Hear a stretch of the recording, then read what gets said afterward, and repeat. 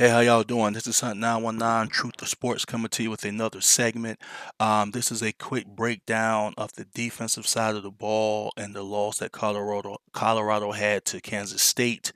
If you want to see a full breakdown of how I broke down the game down, look under my segment on my page that I called "What I Learned About Coach Prime's coaching staff and the loss to Kansas State." So let me get right into the defensive side of the ball, which is led by Coach Vincent, Coach Lewis, Coach Livingston, Coach Hart, and Coach Mathis. We all know the deal. The defense couldn't stop the run at all. They gave up 185 yards. 182 was by DJ Giddens, one person. Now I know Coach Brown kept saying they gave up over 200 and some odd yards, but what happens is when the quarterback is either running the ball, even if he's passing the ball, he's going backwards or he gets sacked behind the line, et cetera, et cetera. They count that towards negative rushing yards instead of negative passing yards. The NFL counts it as negative passing yards, but college football counts it as negative rushing yards, and they usually count it as negative passing yards. So I don't know what happened with that. So it kind of makes the numbers look worse than what they really are.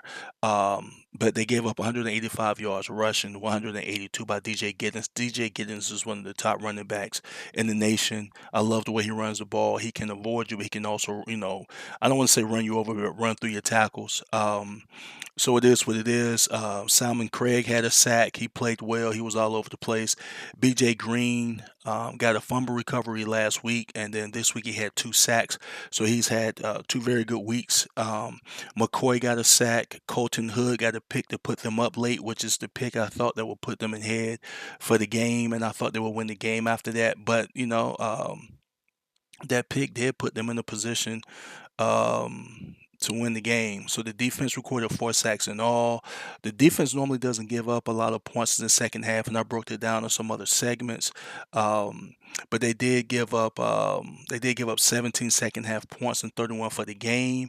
And then again, when it was put on them again to make a stop at the end of the game, even though they did get a great pick, they couldn't stop Kansas State offense. They gave up two big pass plays. One was one of the guys cutting across the middle of the field and nobody picked him up. And then there was also a deep pass that they scored off of a touchdown. So it is what it is. I end up giving the defense a C minus because of they just couldn't stop the run. And if it wasn't for the offense playing at such a high level, the game could have really gotten out of hand if you ask me. Because if you can't stop the run, it eats up the clock, and it can get real ugly for you. But overall, the defense, is stepping up. I know it's hard, so that's why I'm never too hard on the defense because you can't touch anybody now with all of these rules. But they did, they got beat up this time. It was I gave them a C minus. It is what it is. It's been Hunt 919 Truth to Sports. Ride with me. It's been Hunt 919 Truth to Sports.